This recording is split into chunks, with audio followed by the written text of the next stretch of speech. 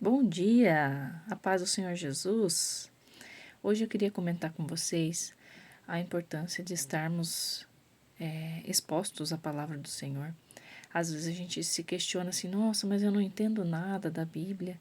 Eu falo para você, continue, porque eu também já estive nesse lugar. Nossa, eu não entendia nada, eu queria entender, queria saber, mas hoje, depois de estar muito tempo exposta à palavra, quantas coisas eu já sei, e eu fico muito grata a Deus por isso, porque um dia eu comecei, né? Se eu não tivesse começado, eu estaria sempre no começo, entende? Então eu falo para você hoje, continue, leia a Bíblia todo dia, nem que seja um versículo. Se você tiver muita fome, comece a fazer um plano de leitura, leia todo dia um pouquinho. Essa Bíblia que a gente está lendo aqui, ela é uma Bíblia todo dia, então a gente lê ela durante o ano todo, né? Um pouquinho de cada vez, e assim a gente vai caminhando. E vai chegar um tempo que a gente vai começar a conectar o Antigo Testamento com o Novo, e tudo vai começar a fazer sentido, porque é através do Espírito Santo de Deus que ele faz isso com a gente, sabe? Amém? Querido Deus, amado Pai, estamos aqui, Senhor, com o coração rendido ao Senhor. Leva nossa mente cativa, o nosso coração ao Teu trono, Senhor, que possamos aprender e beber mais de Ti, Senhor, em nome do Senhor Jesus. Espírito Santo nos conduz, trabalha em nosso íntimo, nosso interior, Pai, para que nós possamos receber a Tua palavra e o maná do céu. Amém. No capítulo anterior, nós vimos que o rei Ezequias adoeceu e recebeu uma sentença de morte. Então ele orou, buscou a face do Senhor e Deus deu 15 anos de vida para ele. Depois disso, ele mostrou tudo que tinha no palácio para os babilônios e eles acabaram sendo levados cativos, né? Seus filhos viraram escravos e depois disso, Manassés, Amon e depois Josias. Josias virou rei. Em Atos dos Apóstolos, Saulo foge de cidades e, e uma passagem de Pedro ali que Tabita ressuscita. Quem diria, né? O perseguidor vira perseguido. Hoje nós vamos ler 2 Reis 22 e 23. O sacerdote principal, Ilquias, relatou a Safã, secretário do palácio: Acabei de encontrar o livro da revelação do Eterno, que contém instruções sobre Deus para nós. Encontrei no templo. Ele entregou a Safã e este o leu. O secretário do palácio voltou ao rei e deu este relatório. Seus servos contaram o dinheiro que foi entregue no templo e entregaram ao superintendente dos que estão trabalhando na reforma. Depois Safã disse ao rei: O sacerdote principal Uquias também me entregou um livro. O secretário do palácio leu o livro para o rei. Quando o rei ouviu o que estava escrito na revelação do Senhor, rasgou sua própria roupa e deu esta ordem ao sacerdote Uquias: Aicã, filho de Safã, e Acbor, filho de Micaías, o próprio Safã e Asaías, assistente do rei, intercedam a Deus por mim e por todo o povo de Judá. Procurem saber o que fazer a respeito do que está escrito no livro que foi encontrado. Deus deve estar furioso conosco, pois nossos antepassados não obedeceram ao que está escrito neste livro e nem seguiram as instruções dele. O sacerdote Uquias, Aicã, Aquibor, Safã e Asaías procuraram o profeta Hilda, a profetisa Hilda, mulher de Salum, filho de Tikvá, filho de Arás, encarregada do guarda-roupa do palácio. Ela morava na parte mais nova de Jerusalém. Eles a consultaram e respondeu: Assim diz o Senhor, Deus de Israel: Digam ao homem que enviou a vocês que estou a castigar este lugar e esta gente. Todas as palavras escritas no livro que o rei de Judá acabou de ler serão cumpridas. Por quê? Porque este povo me abandonou e adorou outros deuses. Eles provocaram a minha ira e começaram a fabricar ídolos, e a minha ira se acendeu contra este lugar, e ninguém se extinguirá. No entanto, já que o rei de Judá mandou vocês consultarem a Deus, também digam a ele: Assim diz o Senhor sobre o livro que você leu. Já que você levou a sério as ameaças do castigo contra este lugar e esta gente, e já se humilhou, arrependido, rasgando a sua própria roupa e chorando diante de mim, também vou levar você a sério. Assim diz o Senhor, vou cuidar de você. Você não morrerá, mas morrerá tranquilo e será sepultado em paz. Não verá o castigo que trarei a este lugar. Os homens levaram a mensagem ao rei. O rei convocou imediatamente todas as autoridades de Judá e Jerusalém. Subiu ao templo do Senhor, acompanhado de todos os homens de Judá e todos os moradores de Jerusalém, desde os nobres até os mais simples, o sacerdote e dos profetas. Depois leu publicamente tudo o que estava escrito no livro da aliança encontrado no templo de Deus. O rei ficou em pé e, ao lado da coluna, diante de Deus, fez um juramento, comprometendo a seguir o Senhor, confiando nele e obedecendo a ele.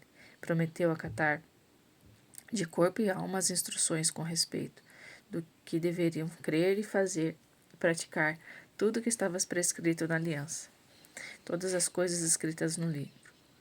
O povo ficou em pé em sinal de concordância e todos se comprometeram também unanimamente.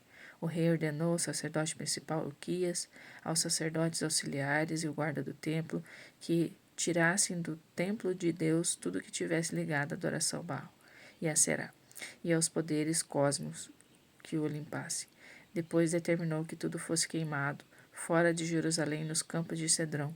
Jogando as cinzas de Betel, ele despediu os sacerdotes pagãos que o rei de Judá tinha contratado para supervisionar os altares das divindades ligadas às orgias religiosas da cidade de Judá e nos arredores de Jerusalém.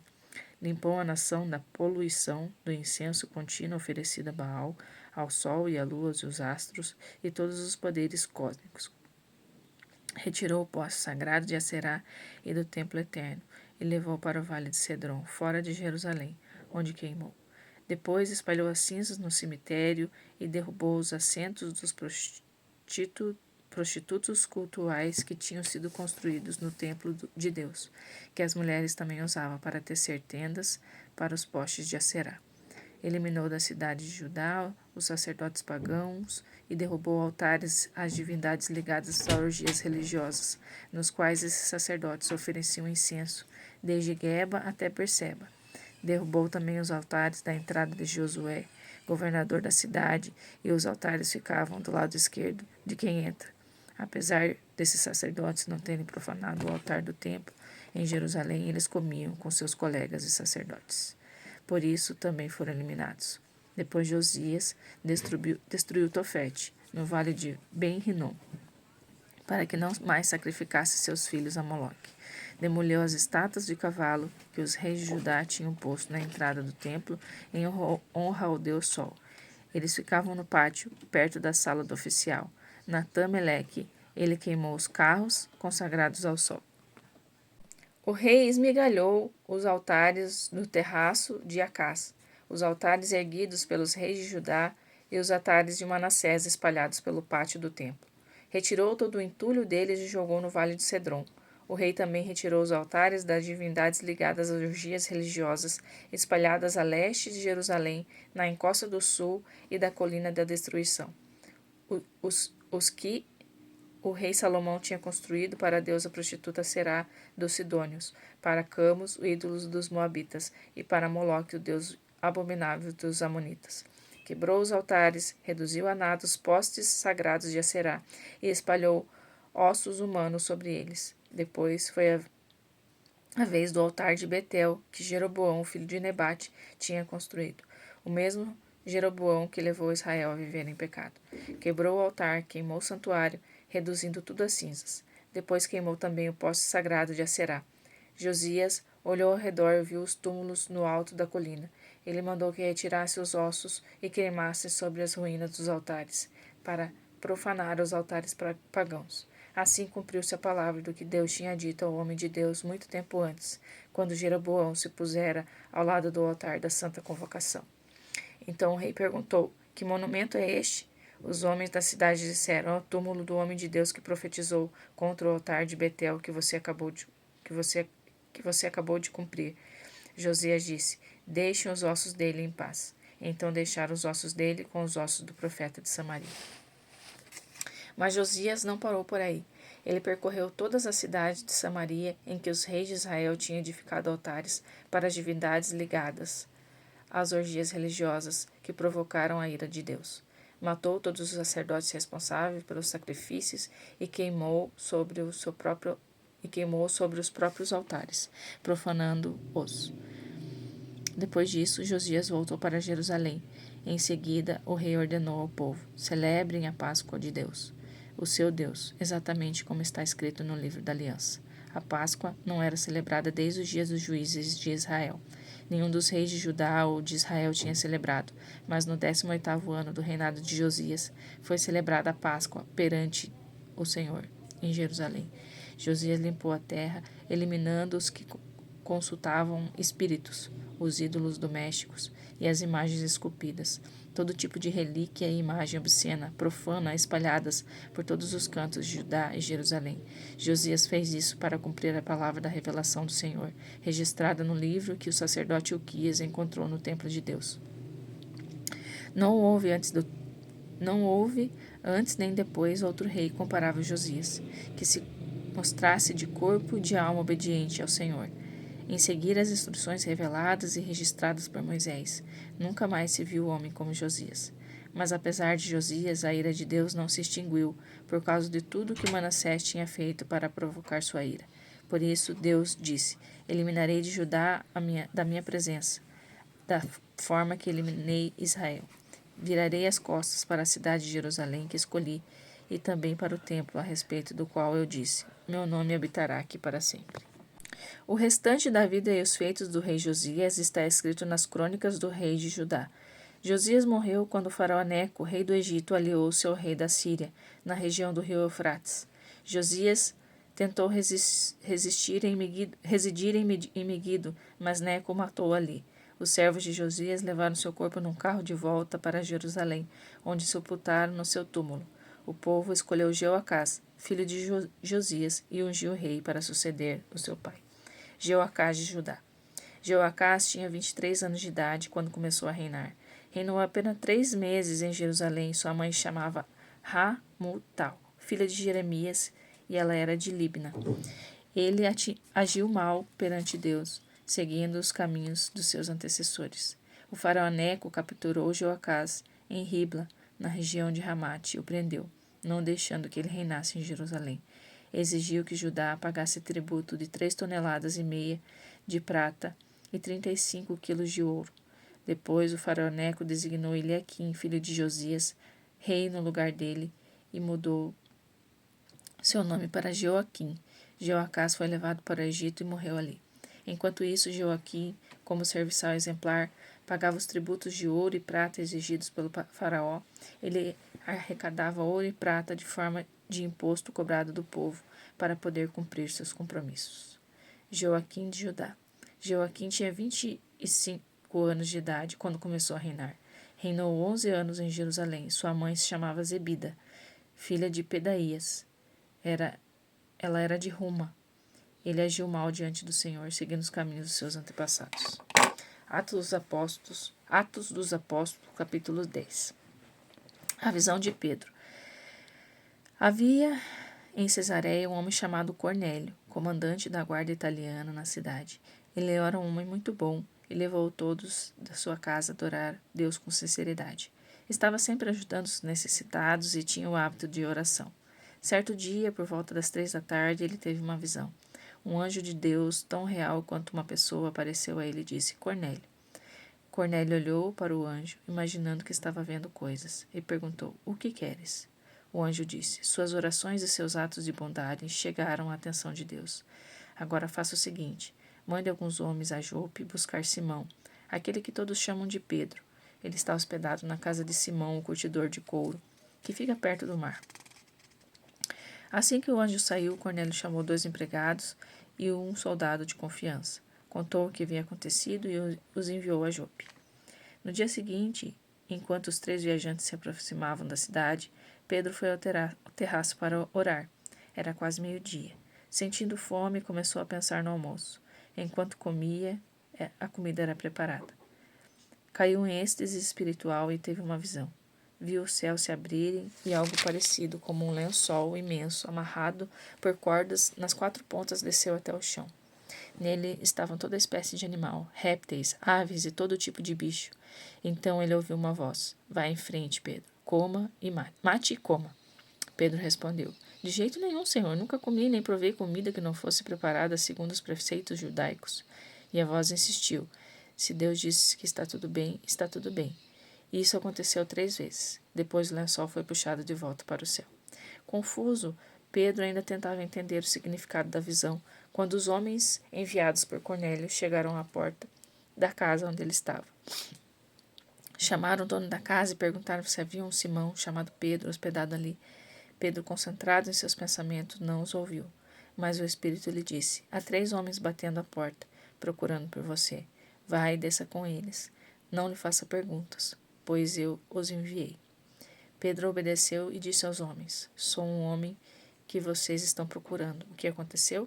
Eles responderam: Cornélio, o capitão adorador do Deus verdadeiro, é bem conhecido por sua vida justa. Pode perguntar a qualquer judeu da parte do país. Recebeu um anjo a ordem de mandar buscá-lo, para que ele ouça o que o Senhor tem a dizer. Pedro pediu que entrasse e os deixou à vontade. Salmos capítulo 80. Um salmo de Asaf. Ouve, ó pastor de Israel, ajunta todas as ovelhas de José, lança os raios de luz do teu trono deslumbrante, para que Efraim, Benjamim e Manassés possam ver para onde estão indo. É hora de sair da cama, já dormiste bastante. Vem correndo antes que seja tarde. Deus faz-nos voltar e faz brilhar a tua face sobre nós, e assim seremos salvos. Ó Eterno, Senhor dos exércitos de anjos, até quando parecerás um vulcão adormecido? Até quando teu povo clamará por fogo e enxofre? Tu nos deste lágrimas como alimento, lágrimas salgadas à vontade, é o que temos para beber. Tu nos obrigaste ao papel do ridículo diante dos amigos, e os nossos inimigos não param de zombar de nós. Aleluia. Eu separei um trecho aqui sobre o livro de Reis, que fala dos sacerdotes, né, que foram mortos nos seus próprios altares que eles criaram. E eu queria chamar a atenção hoje para que a gente possa estar atento aos nossos pecados, porque nós vamos ser cobrados, né? Nós vamos vamos arcar com as consequências do nosso pecado e muitas vezes pode ser destruindo aquilo que a gente construiu. Sermos envergonhados, né? Sermos punidos por isso. Então a gente não pode olhar para a vida do ímpio, né, e acreditar que eles não vão ser punidos também. Amém? Pai amado, Pai querido, obrigada por esta palavra. Som do nosso coração, Senhor. Nos faz arrepender daquilo que pecamos contra o Senhor. Nos ajuda a derrubar os altares que levantamos, Pai. Em nome do Senhor Jesus, seja Ele qual for. Abençoa o nosso dia. Fica conosco. Esteja presente, Pai, em cada segundo do nosso dia. Nós declaramos que nós te amamos e te queremos, Pai. Em nome do Senhor Jesus, recebe, Pai. Amém.